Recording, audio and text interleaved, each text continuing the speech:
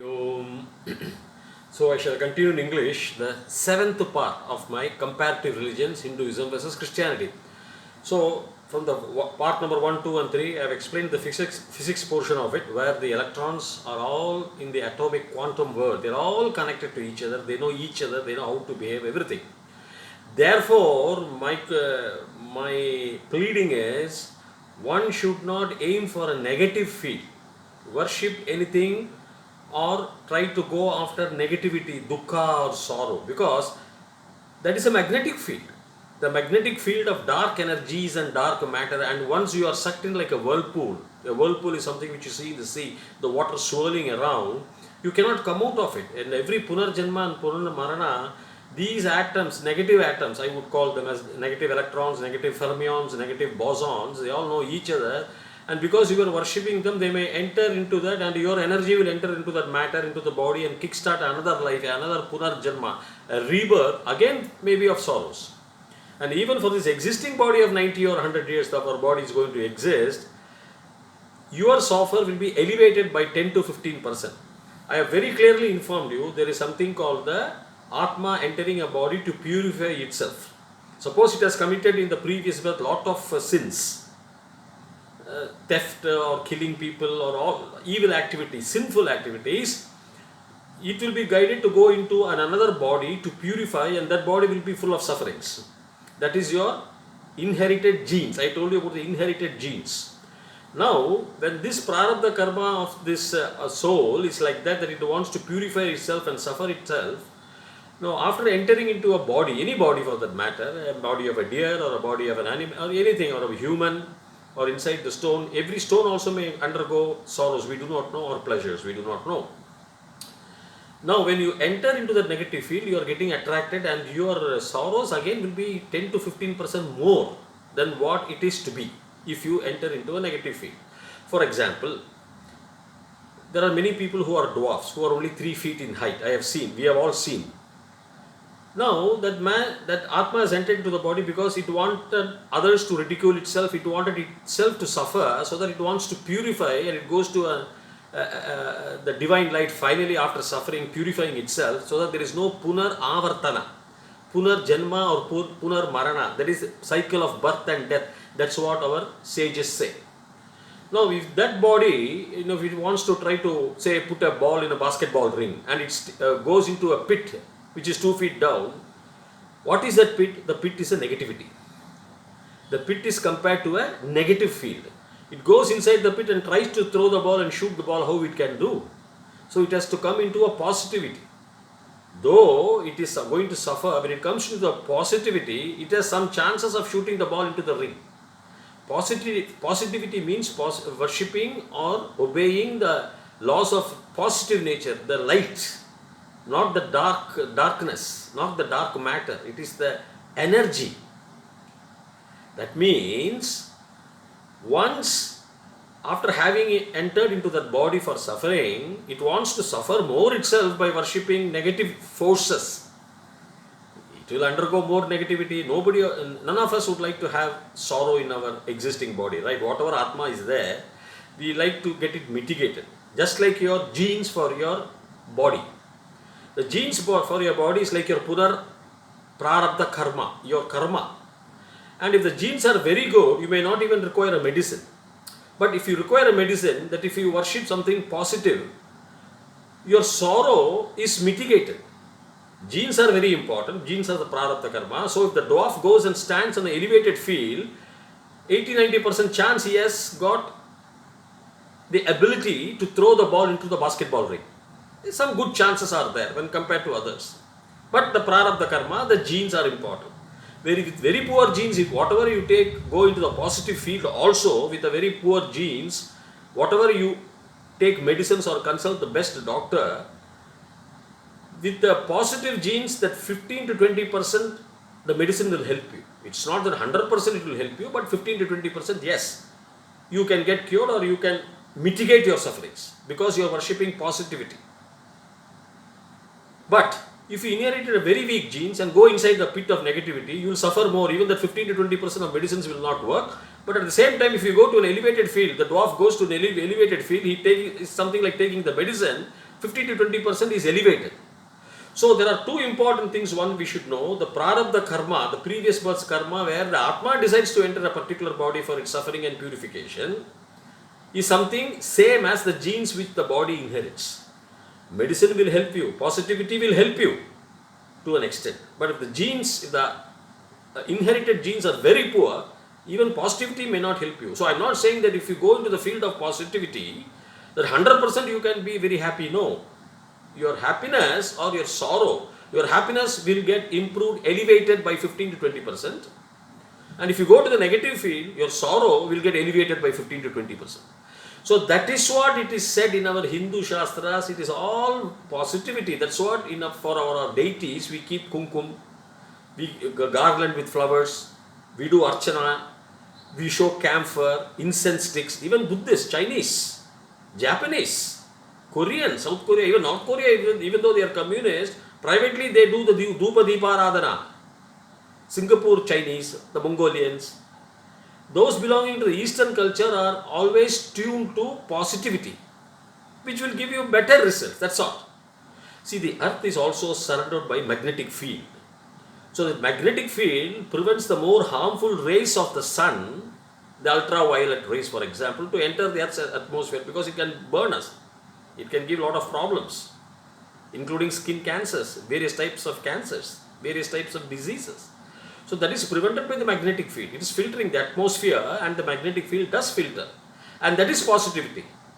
That is your medicine. Therefore, the main point what we have to understand is, when the other religious people call Hindus worshipping as Satans, where do we worship Satan? Satan is a word that comes from Bible only, or from Quran only. In Hinduism, everything they say, worship the Lord. And worship how?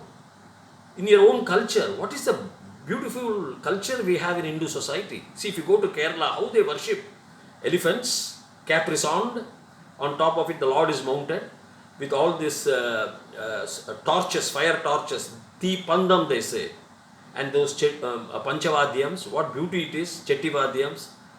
The Lord is adorned, decked. That is how you like to see even your king, is it not? Even he is your king. You don't like to see him in the hospital bed with all these ICUs running. You like to see him very powerful. Common psychology. See, that is the beauty. We don't see, even if you worship a tree, means the tree has God in that, the soul in that. It will obey you, it will give you more fruits. I am just telling you, if you worship it, you respect it. The tree called as a God is only by the Westerners. We call it as Devas. All the Devas, all the nature has to be worshipped. That is what even Einstein's call it as Spinoza's God. What is Spinoza? Who is Spinoza? Spinoza was a Jew. He lived around that 16, I think he was born around 1615 or so. He went to Holland, Netherlands, and lived his life here, and wrote a beautiful book called The Ethics, which was published after 1677, I think, after his death. The ethics calls us to worship the nature, just like the modern science says environmental science. You worship the tree, you don't cut the tree, you don't pollute your rivers. What does it all mean? So we put a respect of worship means here, it's a respect. A worship means a respect, not that we are worshipping Satans. A tree is not a Satan. Satans are only we who have evil mind. We are called the Satans. Not the Vigraha, not the deity inside a temple which has been installed with Agama Shastras. They all have their individual powers. There are various types of doctors. An ordinary MBBS doctor, a specialist and another greater specialist to a specialist working in a very high hospitals, in very big hospitals with modern technology. We approach different doctors or different types of medicines we take for different illness, for very degrees of those illness. We have different teachers. One teaching us in the first grade, one teaching us in the 5th grade, one teaching us in the 12th grade, the college level, the university level, the postdoctoral level, the doctoral, postdoctoral levels. We have different. Then why should we can have only one teacher for us or one doctor? It is not possible. We eat different food. We go to different places. We visit different people, different cultures. So every culture has to exist. You cannot say Hinduism is a worshippers of Satans, they are infidels, I will convert them to Churchianity. Christianity is different from churchianity. Churchianity was something which was discovered in 9th and 10th centuries by those European priests or pastors or preachers to just impose their culture on us. That is not right. When Francis Xavier came to India in the, I think around 13th, 14th centuries from Portugal to propagate Christianity, he said, I will convert all these Hindu infidels to Christianity. Not Christianity, I would say he wanted to convert it to churchianity by asking us to worship somebody on a cross, a dead person, a 33-year-old young person. Is it right? That is not the way to even to worship Jesus if he had existed.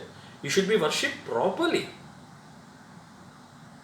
So that is not true. That is not good to worship a body lying with bleeding and thorns and that is not the way. But they want to attract sympathy so that they can have control on all the world through something called spirituality. That path of worshipping somebody on a cross dead is not acceptable in Hindu faith. No. We have different types of devas. Like you have different types of doctors, different types of teachers, different types of advisors, different types of schools, different places, different food, different medicines. You have to worship nature. That's what Einstein very clearly says. I go by Spinoza's God. That is worshipping of the nature. Because nature's help, you have to prolong your life 90 to 100 years in a decent manner with satisfaction, with happiness. Worship means respect. Matru devo bhava, pitru devo bhava, acharya devo bhava, atithi devo bhava. What does it mean? Devo bhava means worship them as a god, means as a deva. And there is no translation for the word deva. You can't call devas as gods. If you want, you call. That is your wish. Devas are sources of energy, positive energy in this world. There are devas who can have negative energy. Not that every evil man has to do bad to you. There are some evil men, 1 out of 100, who may do good to you. Therefore, the main point is worshipping something which is negative, a death symbol, where lots of people would have been crucified and the electrons will be swirling around that. And they think that you want them and they may enter your body in this birth or the next birth. Therefore, when you worship any idol, see, that's what a British judge, when he was delivering a judgment to bring back the idol, Vigraha, which was stolen from India, he said, every deity has its power, which may be required or is required for our earthly life in a human body. The body which we have, which is Pancha Indriyas, 5 senses we have. The 6th sense may be there, the consciousness. We have to lead a powerful life. We have to lead a good life. We are happy to be powerful also. We are happy to be rich also. We are happy to have less of sorrows also, less of sufferings also. Therefore, Hinduism, with its vast knowledge, with its vast Vedas, Vedangas, and even in Vedas you have the Rig Veda, the Yajur Veda, you have the Shukla Yajur Veda, the Krishna Yajur Veda, then the Sama Veda, the Atharvana Vedas, and then you have the Vedangas, then you have the Kalpa Sutras, the Samhitas, the Brahmanas, the Aranyakas. And if you read not only Bhagavad Gita, you can read Uddhava Gita, you can read Bhagavatam, you can read Mahabharatam, you can read Ramayanam, you can read all these Griha Sutras, Grihya Sutras, Godayana Sutras, Apastamba Sutras. There are modes of worshipping. See, I am telling you, we were worshipping fire means we were creating a pit. Even Hindus do not do properly. And then the Lord of Fire, the Deva of Fire is encouraged, so that we have to have the blessing of the sun, the Adityan. Everyone who has the name of Adityan or his branch names like Ravi or Surya and all, they all shine from their prarabdha karma at least 25 to 30% than what they are actually entitled to. Everywhere you see the names. In South India, in Tamil Nadu, you see those names. They will be shining. As I told you, I gave an example, even some certain Christian preachers have a name called Dinakaran, which is nothing but Surya's name. That's why they were even successful in their profession of conversion. So, what I am aiming and focusing upon is positivity. Attract positive energies so that it can mitigate your sorrows and elevate your happiness. And that is the basic criteria which you have. And God is everywhere. Yo mam pashyati sarvatra. Bhagavan says in Bhagavad Gita, yo, yaha. That is, yo means yo mam becomes yaha. Yaha, if you decipher, yaha means he, who. Me. Yo mam pashyati sarvatra. Who sees me? It's sarvatra, everywhere. Yo mam pashyati sarvatra. Sarvatra mayi pashyati. Mayi. On all beings, in me, if they see all beings. Not only they see me in all beings, but in me they say all beings. Mayi means here saptama vibhakti. Aham avam vayam, like that will go. Aham avam vayam, mama avam no asmannaha, maya avabhyam asmabhihi, mahyam me avabhyam no asmabhyam naha, matu avabhyam asmat, mama me avayoho asmakam naha, mayi avayoho asmashu. It says, asmasu. That means in mayi, in me, they see everybody. Even you can see a Satan, a devil, a evil person, everybody has to have. They have the Mahavishnu inside them. Mahavishnu is sarvatra.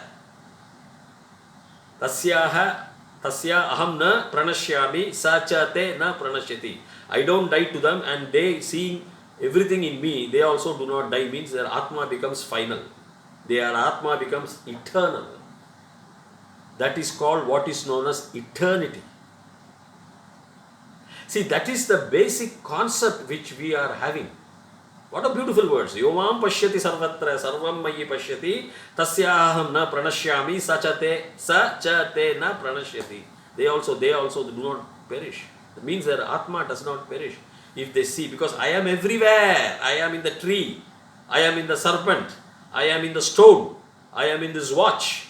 I am in this cloth. I am everywhere. I have to be. That's what Einstein says. Spinoza's God, that which is God is in nature. That's what Einstein emphasizes, the biggest scientist. When he is emphasizing, and he being a Jew, he knows Jesus Christ much better than you and me. He doesn't say that Jesus Christ is a God. And he says also in one of his verses, in a letter written to, I think, Gutenberg, I will give you the exact letter that's available in the Google also. He says, Jesus was too good a man, but I wish he was never born, because no person has been so exploited in the name of Jesus for power. That's what he says. His name had been exploited. He had been marketed. That's marketing. Jesus, if he had been there, he would have preached good. And that goodness, all the code of conduct is already existing in our Vedas. And later on, Bible took some words, most of them from our Vedas also, like Aham Brahmasmi. Yes, Aham Brahmasmi means I am Brahma. Asavadityo Brahma, Brahmaiva Aham Asmi. What you talk of Brahma, that Brahma is Aham Asmi, means is there inside you also, inside me also. Parkum idam engum oru neekumaram niraiginra paripurna anandame, a Siddhar wrote. Everywhere, Parkum idam engum, wherever you see, he is there. So that's what Einstein says, God is in nature. And therefore, if you worship sun, or if you worship Vayu, they will help you. When the breeze is required, when strong winds are required for energy, they come, and now we are putting windmills to drive, the wind drives the windmill for energy. Sun is required for all our agriculture. Without sun, no agriculture will take place. And see, India was the land which had 12 months agriculture. We were worshippers of Aditya through Homa. But Homas, everything has to be properly done. There is a code there is a formality, there is a ritual. There are certain code of conduct you have to follow. Everywhere we have to see, we cannot be without dress on a road, is it not?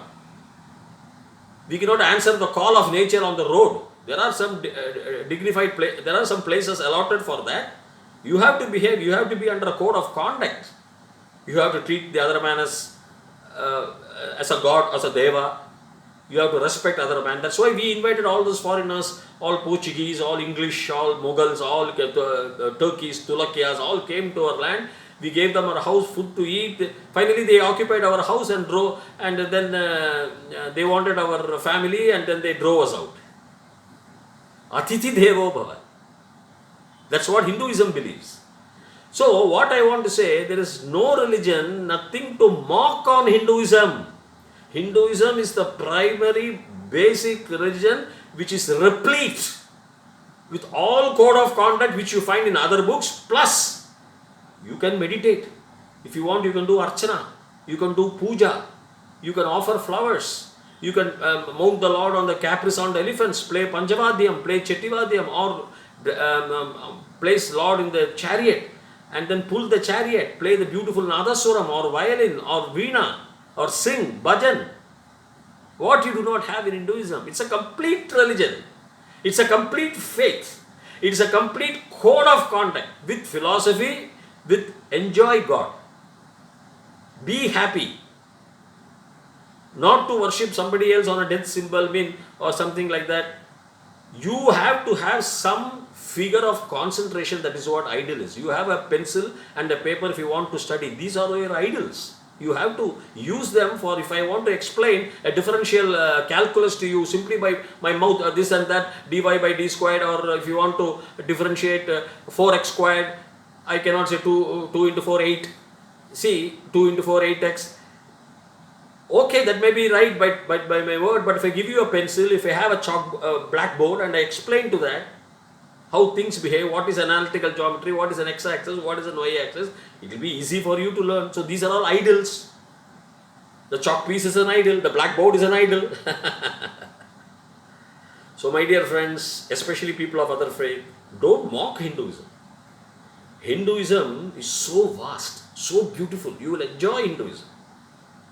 There is no other faith which can match the brilliance and the beauty and the richness, the culture of Hinduism. So why we want to have Hindu faith? Our Prime Minister is very correct, because we can't lose the civilization. Persians have lost the civilization. The Persian culture is lost. They had the Zoroaster.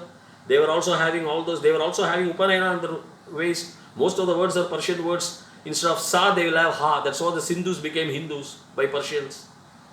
What about Babylonian culture? Iraq, gone. What about Egyptian culture? Gone. They had lots. It's not pantheism. It's worshipping idol. You are bowing before a power, and that power will help you. If you take a lens and then you focus the sunlight on a piece of paper, the lens is the idol. It burns the paper. Simply with my hand, if I put a paper and say the sunlight come on, burn, it may not. Is it not?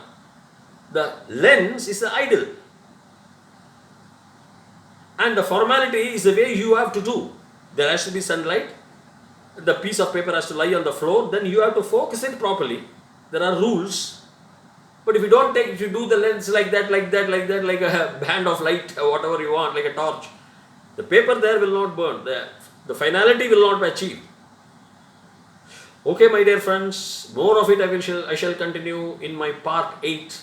Till such time, Bhuyat, Tavat, Shubhamangalam. Thank you.